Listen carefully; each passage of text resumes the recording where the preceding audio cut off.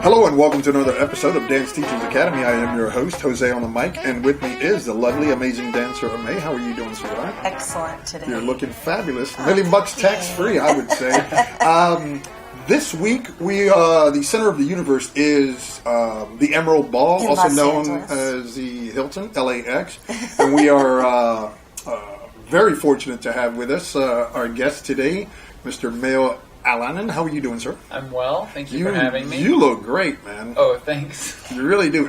We had a chance to catch some of your... The privilege, actually, watching yes. you compete with your watching you student. compete today, man. That was... Yeah, that's, usually this hair is not quite as much gel in it. That's why Sure. I was dancing. we got some I literally product. just got off the floor, and here I am. And so Look thank how you, guys. Fabulous you look. Dude, no, that was some pretty good competition you guys were up against. Oh, yeah. Emerald is tough, right? This is Yes. one of the absolute biggest events of the entire year. I feel like everyone shows up for this event, so any results, good or bad, at this event are very important. So I'm happy that it's over. It's a stressful environment just because the stakes are so high. So to have the feeling of catharsis when my student Christy danced beautifully and was able to perform at her highest level, I'm just so happy. Like In the red. I'm like, yeah, she wore a That red tall, dress. Yes. I was going to say, who was that tall drink of water you had in the red? That's Christy. That's Boy, Christy. she was sassy out there. Thank you. Yeah, she finally really came to life the way that I know she's always been able to, but usually Wow, we got to see it? You saw it. You saw her best ever Wow, competition performance, because she does that in the dance studio all the time. Okay. And she never does it at a dance competition. Wow. And it's been one of our biggest struggles. And Game day. today was she brought game it. day, beautiful performance. Oh, yeah. And she's happy right now, so She I'm is. happy, and we're Okay. both thrilled. And I've got to say something. I don't Yeah. mean to interrupt my No, guest, of but course. so we had the privilege of watching. So it was really exciting because we were going down the ballroom to say, "Oh, I hope we get a chance to see Mayo dance." So here we see you dance, and then I just wanted to tell you how I felt as a spectator, as a competitor, and as an instructor, because I watched every moment. Because I talk about this with my students.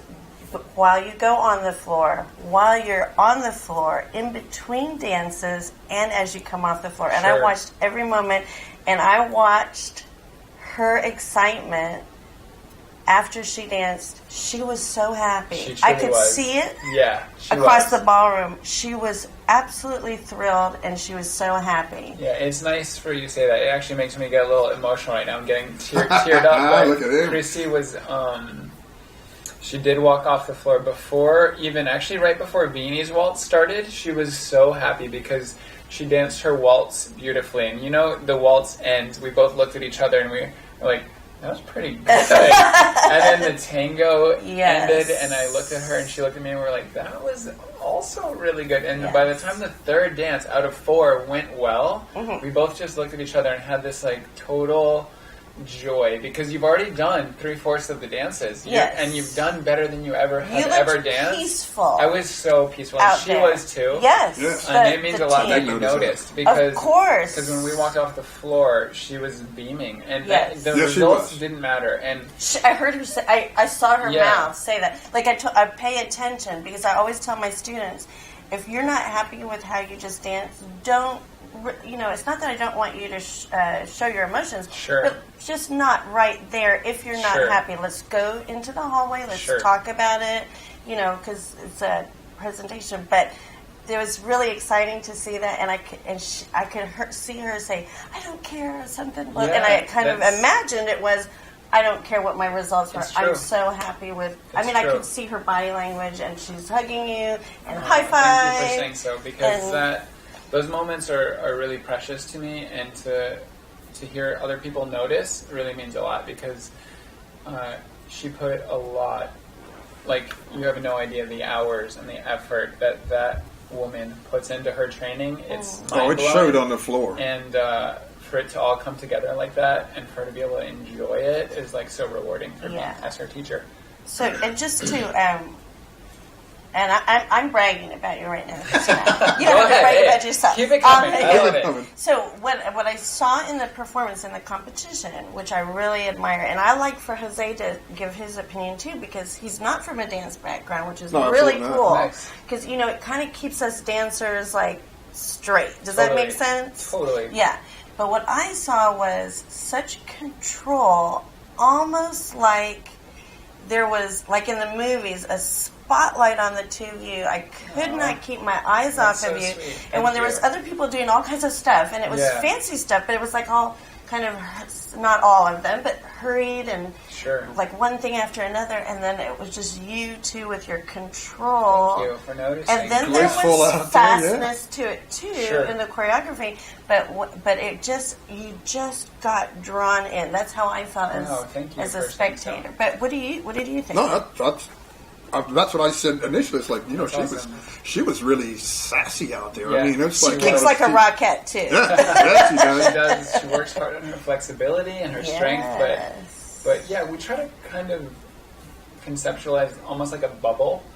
Like you're out there, and it really is you and your dance partner in this very chaotic universe. Very of, like, chaotic. Couples just almost thrashing around, and judges staring at your feet, and lights blinding you, and music, and you've spent a lot of money to get there, so there's this weight of the whole event that can crush you, and it can literally crush you and not allow you to express yourself. Right. So with Christy, what we've really been spending a lot of time on in the studio is try to create almost like this bubble where that's all fine, that's all happening, but at the can't moment, control that. when it really comes down to is the same thing we do in the dance studio. It's just you and me and our little dance, and we tried to frame almost like a practice session today where we were training in a dance studio, and it just happened to be in Los Angeles, and at the Emerald Ball. Yeah, at the Emerald Ball. And we were actually no big joking. Deal. Like when we came out on the floor, we were like, "Gosh, this is a nice studio." She's like, "Yes, it has lovely high ceilings. I love this studio." And we were kind of playing around, That's a good idea. We tried to frame it to not put it as a dance competition, because sometimes that changes the entire release of your joints and the way your muscles work, and you can really like stifle yourself. So I'll be very happy really relaxed on out the there. plane home today, because she was able to mentally do that. That's nothing I can control, right? It's nothing I can spend another 5 hours working on the foot pressure. It's nothing I have power over. It's just when my students can really click in mentally to be able to be artists instead of just like trying to dance well. It's really special, and she did that today, and she's like so happy. Oh, dude, she killed it. And me too. Yeah, she absolutely killed it. Yeah. So I want to tell you the first time that I met you, it was at a Texas competition. Okay. And I was watching you dance the Viennese Waltz, and I was like, wow, that is great choreography. I was there with like my a cat out there. Yeah, Okay, cool. I said, I'm going to go and ask that guy who choreographed his routine. Okay. So I came up to you, because, sometimes I don't even think about what I'm doing. I'm just like, I'm just going to ask. Good. I love that boldness. And I said, I loved your Viennese Waltz. Who did your choreography? And I don't know why I expected you to say someone else. You said, I did. I was like, oh.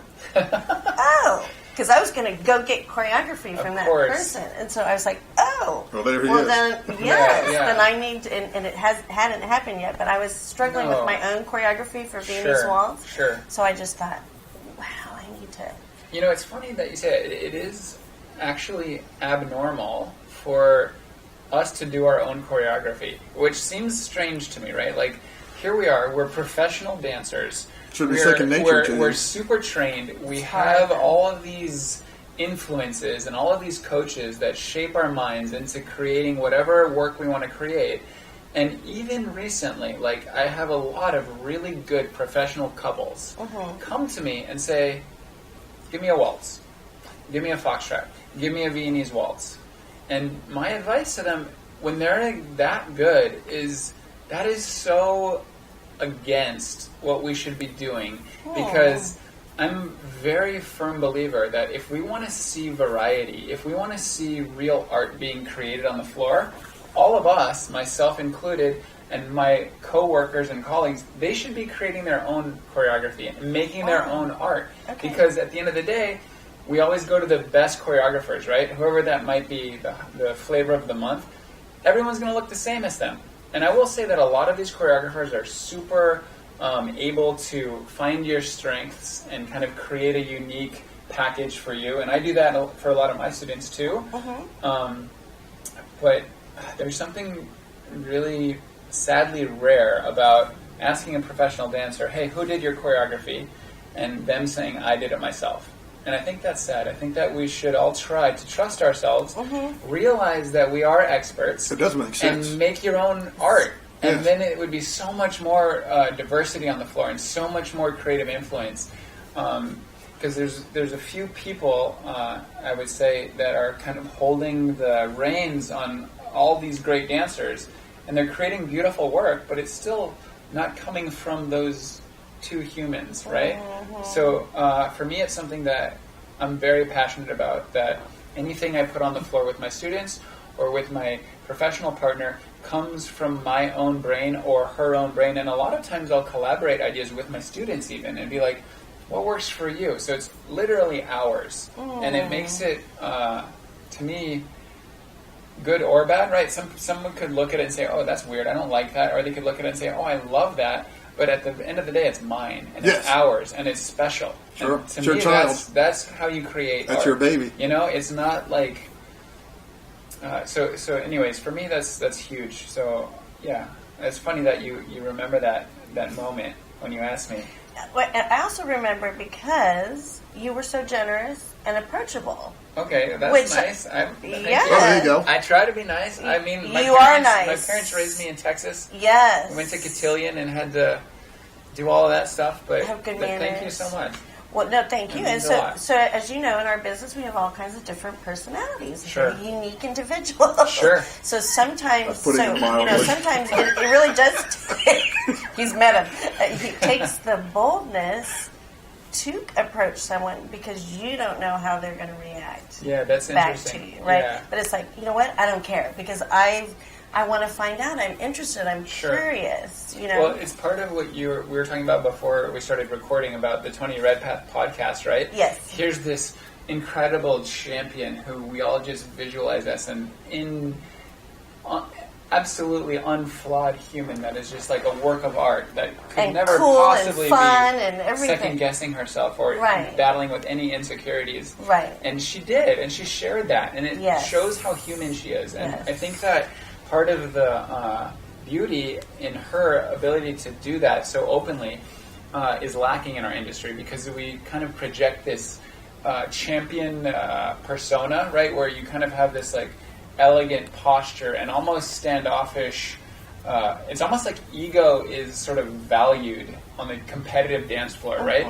And I say a lot of times, like to a lot of my students that have a hard time holding themselves with this type of, I guess, pompous poise, this elegant, arrogant poise. It's a little bit uncomfortable for some people that are perhaps a little bit more meek or timid humans to put on this facade.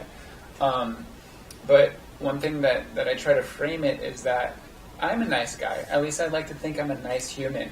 And when I dance, I could appear a little bit intimidating and maybe even unapproachable and maybe arrogant, right? Because of that poise and that silhouette that you're trying to produce with your dancing.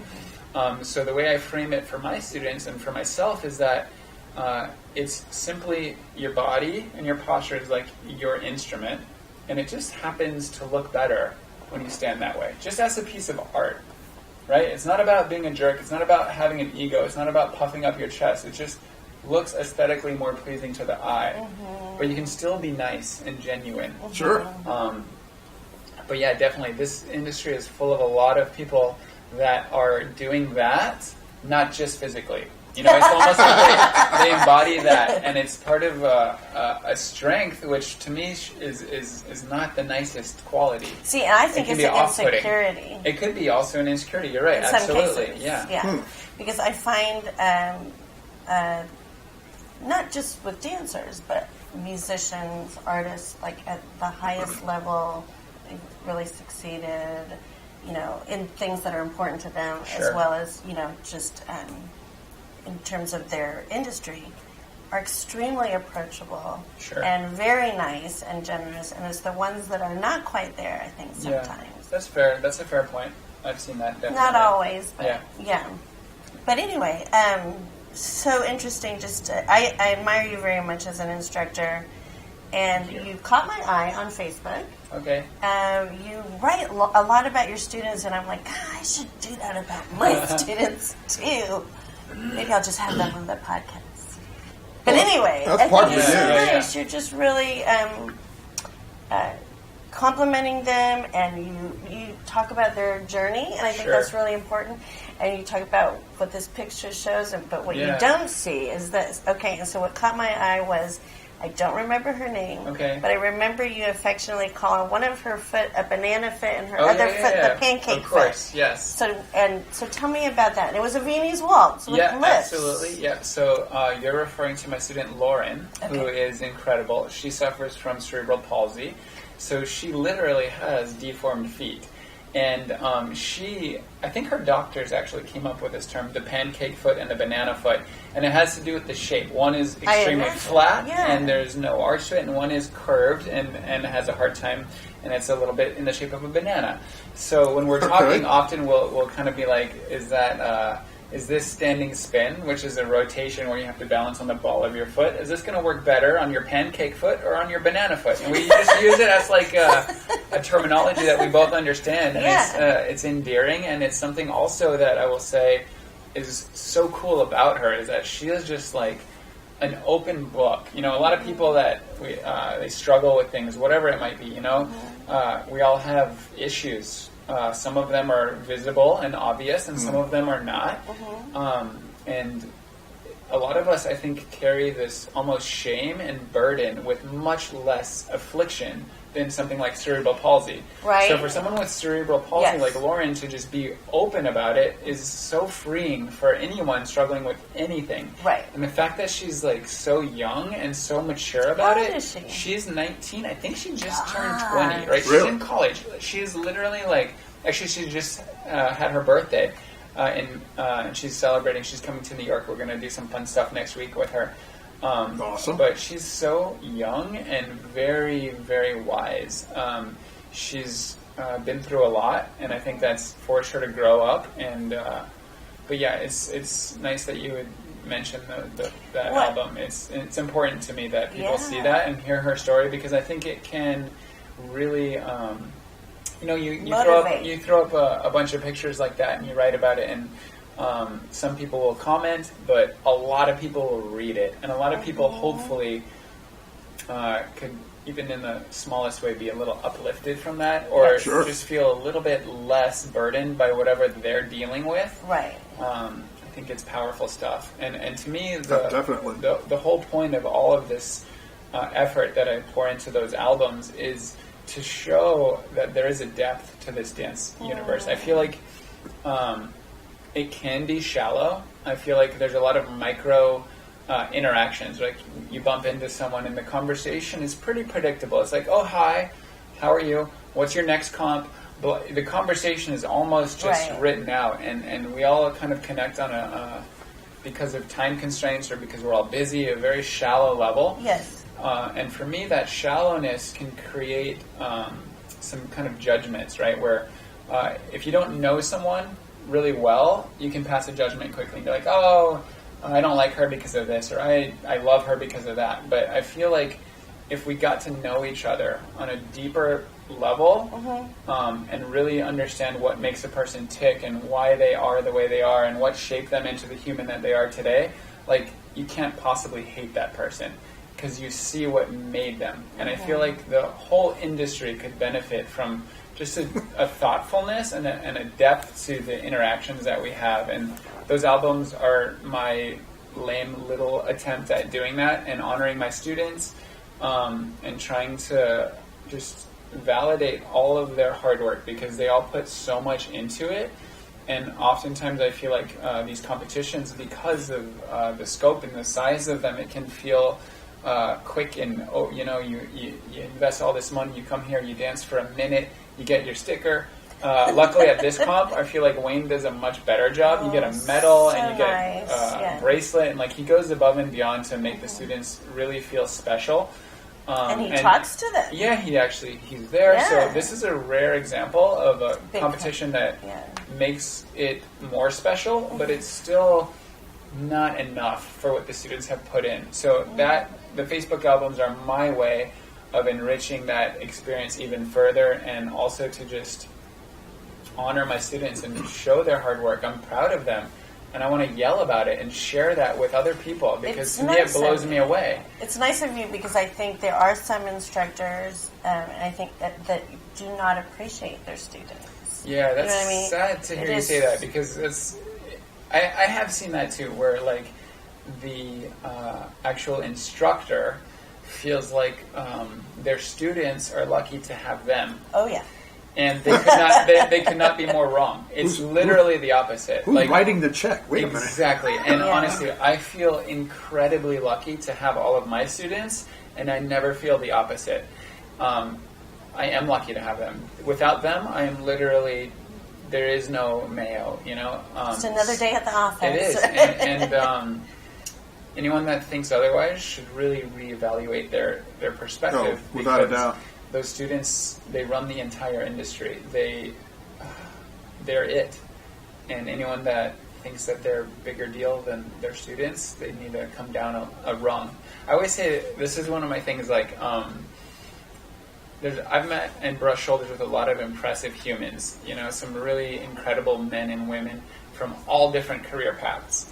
And everyone has, ballroom dancers tend to have this kind of really sort of, and this is a blanket statement, a little bit stereotypical, but they tend to have big egos, okay? They just do. If I was going to say, like, compared to your typical librarian, a ballroom dancer has more ego than a librarian, right? And just in general, picking on the librarians now. I don't mean to pick on them. He's picking on the ballroom dancers, actually. On the ballroom dancers. For sure, I got that. But here's my perspective, and you guys tell me if you think this is off the mark.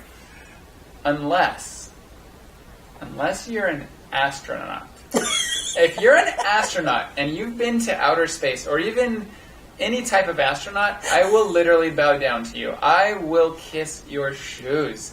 If you're not an astronaut, you are literally just like the rest of us. We're all the same. We're all literally the same. But astronauts, I have those guys can walk around with an ego. They deserve it. Oh yeah, you know, they're amazing. They worked hard to. Yeah. Well, there is that. So speaking of working hard, and just this is not even a working hard thing. This is just your nature. I feel is very generous. It comes out in your writing, and it comes out with the awards that you get. And you got two big ones. I did get a couple awards this year. Yeah. So I got, from the NDCA, I got the Community Service Award, which was very touching. I didn't even know they gave an award. Yeah, that's it's awesome. Really cool. They give one per year. So because of you, I know that. Yeah. Because of your writing. Well, thank you. Yeah. They honored me at, gave me a little plaque. It was very special. I felt very special.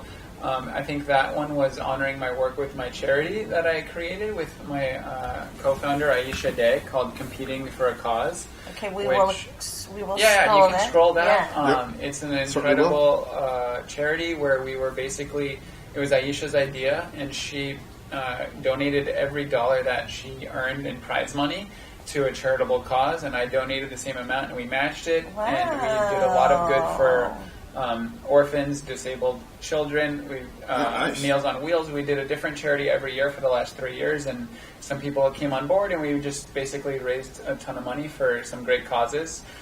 So the NDCA honored me for that work, which was incredible. And then Dancing Classrooms. Yeah, Dancing Classrooms. They just honored me they gave me the Humanitarian Award for 2018. And I think the way they put it is they thought that I was a good role model for their kids, which was like, makes me cry just thinking about it. It's so nice because when I see those kids, like, I was literally exactly in the same spot as them. Like, in middle school, I went to, I had social dance classes, do you know what I mean? And to like be able to, right? to be able to go back and say a few words and help inspire these kids is just incredible that happened, and I was really touched by that. So I know that was, were you talking about when you were 13 and you So I guess I started dancing when I was 13. I saw the Ohio Star Ball on TV. That's like a lot of people. I feel like Sam Sedano. Podcast. I mean, he totally. We're coming after you, Sam. They're literally. I bet you the ratio is like 5 out of 10 dancers that are in our industry started from that television show. Anyways, I'm another one of them. And I was just sitting on the foot of my parents' bed one day watching it, and I saw Gary and Diana McDonald actually dance this cha-cha dance with Michael Jackson music, and he was like doing the moonwalk and spinning on his back, and it just looked like such a cool thing to try. And I told my mom like I wanted to learn how to do that, and she signed me up for a local studio, and I just started taking lessons and really fell in love with it. And a lot of what the Dancing Classrooms program creates for public schools in New York City, I recognize because I benefited from it as a young kid when I was 13. For example, instead of drinking in the desert with my guy friends at the bonfire, which is what was happening in Texas, I was at Village Inn hanging out with older people, eating hash browns and talking about politics. It was just a really good environment where I saw gentlemen treating ladies with respect and holding the door for them and getting the chair and all of the beautiful things that ballroom dancing sort of embodies. I mean, at its best, sometimes it doesn't do this, but at its core, these values are important. And a gentleman and a lady. Yeah, and I feel like that just that etiquette and that respect is something that's not being taught in schools, and it's super valuable in my opinion. And so I was honored to go and share my really passionate opinion about that and how important it is. And it truly is important. And Pierre, who started Dancing Classrooms, he started in New York, right? The inner cities there, bringing dancing to children that would not have normally had that opportunity. Totly. Loved the movie, too. We were talking about that. I have not seen it. I saw a couple of clips of it. But you know about the tango scene. Yeah, the tango scene on there. Antonio Banderas. Oh, absolutely. Take the Lead. That was. They actually have 3 movies about them, and they have Dancing in Jaffa. So Pierre Delane is like, he's an incredibly generous, one of the, in my opinion, most influential. If you think about the end of a human's life, you put a little ripple and all these things will ripple out from their influence. His will be one of the best ever, I think, in our industry. So I was honored just to be at his party and to be a small part of it. Wow. Awesome. Exciting. Okay, so what's in the future for you? Oh my gosh, so many things. First of all, I have a brand new son. I have a 1-year-old son at home. Atticus? Wow. Atticus is my son, so my future has completely changed from what was happening at this time last year. Imagine that. Children will do that too. I mean, it used to be like I would sleep, and now operating without sleep is a different world. But I'm getting used to it. Yeah. Luckily, I have the beautiful Randy. My wife Randy is just the absolute most amazing human you've ever met. None of you guys ever meet her because she's always at home, but if you ever met her or got to interview her, she would be a much better guest. She is just anything. Wow. Everything that I have is because she watered this plant for a very long time and made me into a better man.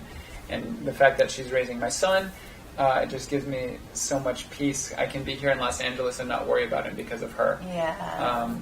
But so that's happening.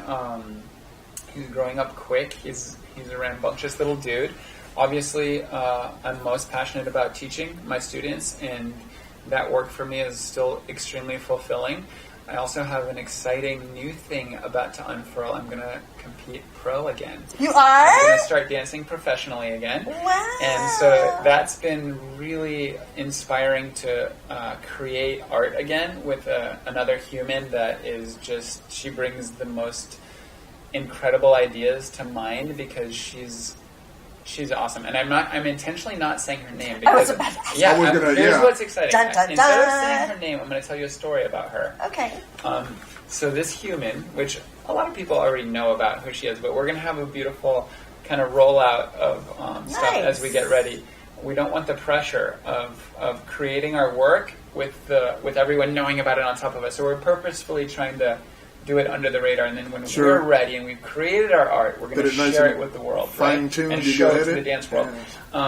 But a funny story about my partner is I wanted to dance with this girl 6 years ago. Oh. When I split up with Michelle Officer, we went our separate ways, which that was an amazing partnership, by the way. I have nothing but good things to say about her. Love dancing with her. But when we went our separate ways, I had a bunch of tryouts, and this one girl was magical. And I wanted to dance with her so badly. And I pretty much begged her to dance with me. And because of a bunch of other circumstances in her life, she said no. She couldn't do it. And I was pretty sad, and but I understood why. She had a bunch of excellent reasons why she couldn't do it at this time. And then many years have passed, and I tried dancing with a few other people, and it never really felt the same. It never really got there the way it did with this human. And then just recently she reached back out to me and she said, and I'm ready to try this again if you're still willing. Wow. And I was like, absolutely. Wow. Let's go. When can we start? And ever since then it's been more magic. So I can't wait to share it. Because, when are we going to get it? Like I said, I don't want the pressure. I don't want anybody hounding me about that. But we are just excited, and we're organically creating our art from our own hearts, and from her brain, from my brain, we're putting it together. We have a lot of great coaches helping guide that idea, but it's coming from us. So it's something that I'm really proud and really excited about, because you know what? For me, at the end of the day, I'm an artist, and to be able to express myself again in that way has been so liberating for my spirit. And she really brings out the best in me. So exciting! I'm looking forward to that. I can't wait either. And I'm purposefully not saying her name. We'll talk off camera. A lot of people already know, but so it's we'll probably not that big of a secret. But I'm still going to keep it secret just to build suspense. Sure. Keep the drum roll going, until the debut. I like that you are rolling it out in a special way. I think that's really nice. We're both at a point in our careers where we don't feel pressured into anything, and we're very settled, and we're just doing it on our own terms. You can follow your own path. Exactly. Yeah. And whether the judges like it or not, we actually don't mind. We just want to make it for ourselves and for each other, and to express ourselves. So that's in the future. Nice. Very nice. That's such a loaded question. I could tell you about my future for an hour. I don't know what else is around the corner for me, but hopefully more children. I'm actually excited about that new partnership. Yeah, that's exciting. Well, we'll have to have you back. Yeah, sure. I would love that. But I have one final question. Anything at all. Because we do ask this, and we get so many interesting answers. As a dancer or an instructor, what's the biggest challenge you've come across, and how did you overcome it? Oh, that's a really smart question. My biggest challenge as a teacher, I would say, so you're dealing with a lot of really passionate humans. My entire student roster is very dedicated human beings that are very driven and typically very successful in their line of work, whatever it may be. And they all dedicate themselves to their craft. They all spend hours in the studio training, and they all have expectations, right, when they go to an event. And when you're at a competition, one of the things that you can't control is the roller coaster of these results. Sometimes they're great, sometimes they're bad. That's what I understand. Yeah, sometimes your students dance otherworldly, beautiful performance and get a terrible result. And sometimes they're literally tripping all over their feet, falling, elbowing you in the face, and they get an excellent result. And my biggest struggle is trying to really convince my students and have them understand that those results are not determining your skill or your value or your efforts that you've been putting in. They're going to go up and they're going to go down like a volatile stock. And if you dance well, you can tell, you can know it. So I would say that my biggest stress is when I see a student struggling with the weight of those results at an event and losing control of themselves in that way is so stressful for me because I feel that weight. Well, letting the results control their... Exactly. So it's they like lose the joy of it's just the hardest part of my job is watching them feel down on themselves when they danced beautifully just because this particular panel on this particular day at this particular event happened to look at you when you did a bad heel lead on step 3 in the Beanies Waltz. And because of that, they gave you a bad mark. And because of that, the computer spit out this result, and they say that you're this good. And it's below where you thought you were. And it's so hard to deal with those feelings. And I feel them too. When I was competing, it's almost impossible to not take that personally. But that's definitely my biggest struggle. I would say in my teaching and also in my own competitive results as a pro, that was hard for me. Taking some of those bad results and not taking it personal. But I guess that would be my answer. Gosh, I thought of a bunch of other better ones, but I'll give you that. I thought that was a really good one. That actually is a good one. Yeah, because I think everyone needs to understand that. I feel everyone's gone through that. Sure. Not everybody talks about that. Sure. And how hard it is, Absolutely. whether you're a professional or a high level student or even a baby new student. Absolutely. It's so hard to manage those feelings because there's a lot of emotion tied in with things. So I think that's a good point. Thank you. And I'll add one nugget to that if you think it is valuable.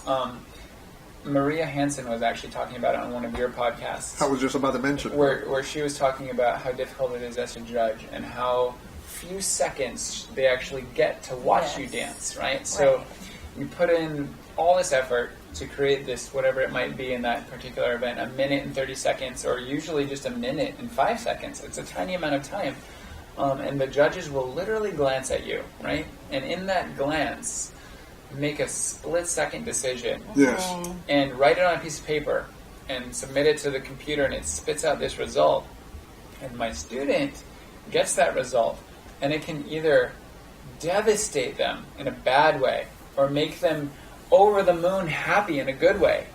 And the important thing to realize is that it's so subjective that you can never beat yourself up for the bad ones, and you can never be too happy for the good ones, because it's always just a razor's edge.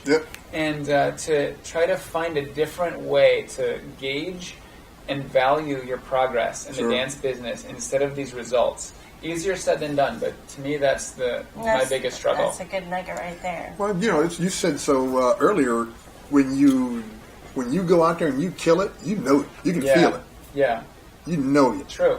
You go out there and you flubbed it, you're like, oh, that wasn't very good. Yep. I mean, so if they give you high marks on something, you're like, you know what, that was, I'm sorry to say it, that was ass. Yeah, no, I get it. I totally get it. And honestly, you see that a lot, right? Where you're watching an event and the couple is dancing beautifully and they just look like they're floating and it just looks perfect and the results are not good. And you're surprised by it. This is why I'm like, you guys got 4th? Yeah, exactly. Well, thank you for saying so. And, hopefully some of the judges maybe did mark us higher, but I always say that any success I ever had in my competitive career and any success I have with my students, you can't take too much credit for it. Myself or my students. A lot of that was subjective luck. And the fleeting moment where the judge happened to glance at you and then glance at her while she was messing up. Or, do you know what I mean? It's so fleeting and it's so unpredictable and it's so... let's be honest. None of us are consistent, right? Of course not. No matter how good we ever get, no one is nailing 100% of their routines. No. Myself definitely included. I messed up probably 100 times today with Christy. And so any given glance could be your best moment versus someone else's worst moment, or vice versa. Sure. And that is that's the danger and struggle of a subjective sport, that we're not keeping score. We're not shooting baskets. I can't run faster and win the comp for sure. You know what I mean? It's an art. Yeah. Oh, no, you were moving across that floor. My velocity was okay. Oh, yeah. Nice. That's funny. Hey, that guy found another gear, man. that was so beautiful about that choreography. I always like to talk about that with my wedding couples. Yeah. We're going to do a simple formula of choreography. We're going to do something slow, followed by something fast, followed by something slow. And we're going to vary, right? Sure. And then we're going to travel, and then we're going to do something on the spot. Absolutely. So It was almost like it Mayo said, there's too many couples over this corner. Oh, gee, look, there's a big hole on this floor. I over really there. like That's part of it. That is actually you part of the ran battle. over it. Yeah, you're really good at floor craft. Thank you. Really, and you take good care of your lady. Oh, thank you. And I love how That was you good. keep doing your routine beautifully, but sometimes we're going to take some extra walks over here. Yeah, because yeah, I you see notice? some space. Exactly. Yeah, and I'm like, good man. Yeah, You got to do that sometimes because because there's like it's karate going on. I mean, it was funny. I was Fight your joking way over there. on the on deck area today with Peter Persia. We were just talking how intense this, because we do comps all the time, him and I together. Yeah. And we're always on the floor together at whatever the event might be. And this one, for whatever reason, we were both laughing about it.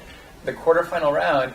We were doing everybody felt like they were in the final of Blackpool, like dancing their hearts out. Like if you bumped into someone, it was like you were running into a tank. Everyone was super intense today.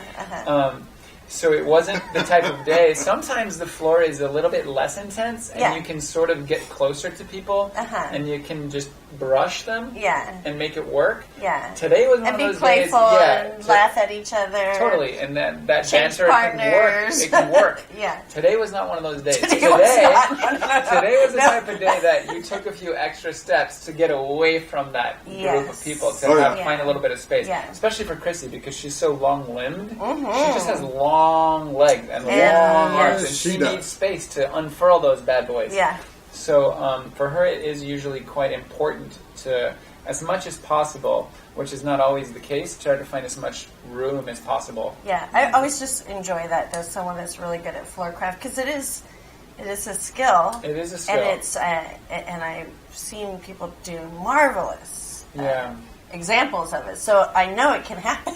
Yeah, I've seen it work before. It's funny you say that. That to me, that's one of my favorite parts, because of course, all of the pros, Peter, me, whoever's on that floor, we should have pretty damn good floor craft. If we don't, we got a problem. At that point, we've done probably 100,000 of these things. We should be able to drive around. Yes. But what's cool to me is to watch the gentlemen students. Yeah. When those guys are on the floor and they're driving well, that should be worth 1,000 bonus points, because that's hard to do. It is. So I always say that whenever there's a male competitive student dancing against a female competitive student, which happens a lot, right? If the guy is close to the girl, that means that guy kicked her butt, in my opinion, because it's so much harder for the boys to drive that car. That's true. It's a whole other dimension. It is. And Interesting. It's really, to me, part of one of my favorite events is to watch the gentlemen only event, or to watch the gentlemen compete against the girls in the final and compare their driving to the pros like me and Peter. When they're driving as well as us, that's amazing. Those guys they haven't done half as many comps, maybe not even 1/10 of as many times experiencing that traffic. Yeah. So I love watching those guys, and it's one of my favorite things to look at. There was a lot of great dancers here today. The male gentlemen events were huge. I don't know if you saw some of them. They were just guys only. I love those events. I did not get a chance to see those. Super cool. But we saw the scholarship where, the gentlemen students and with the ladies. Tough mix. And you usually see girls at the top of those things, right? Yeah. Almost always. Right. It's very rare for the guys to be able to ascend those ranks. So when they do, those guys, we should all tip our hats to them, because it's very, very challenging. There you go, gentlemen. But yeah, totally. I tip my hat to all the gentlemen students, and not that I'm taking away from the girls, because they have to do everything backwards in high heels, as the quote goes. Right. But it's just different. They don't have to worry about driving. Well, if you think about it, so when you have pro-am, and the male is the professional, that's a natural dance situation. Totally. The man leading, the man in charge, and he's the professional. Then you switch that, the lady's the professional. We have to get him to lead. Yeah, that's another universe, right? Yeah. And you and know I have more really about it than good I little do. fingers that get. I bet. So you're sort of leading quasi. You're helping. Yes. Eyebrows. I get it. But I've got a good little here. finger right here. Nice. That just it's just a little touch, but That's there's funny. just little things, and I want them to lead. Believe me, Yeah. but I like But it's hard to teach, I would imagine. I mean, I'm sure that's not easy, right? How do you get a guy to do that? I don't even know. What do you do? Well, you have to work on, and I'm sure you do this with ladies too, the brain and the body. Sure. And the harder part to me is the brain. Sure. Right? So I can talk about this body is moving, but, now I've got to talk this man into taking my information. Sure. Because some men want to still figure it out themselves. Yep. Even though I'm the professional, I'm like, here is the answer. Yep. And you've paid me for the answer. But I still want to try to figure it out myself. Yeah. So I have to, kind of go through this Reframe little... well, sometimes it's like, hey, it's your money, and we'll do it that way. But why don't we try it once first? Just my way. That's funny. See how it works. Nice. It's like negotiating. Sure, I get it. Especially the CEOs. Yeah. They want to tell me what to do. Yeah, well, So they I own the let company, them about half of the lesson, and then they realize, they go, oh, okay, you're the teacher. All right, you tell me. That's funny.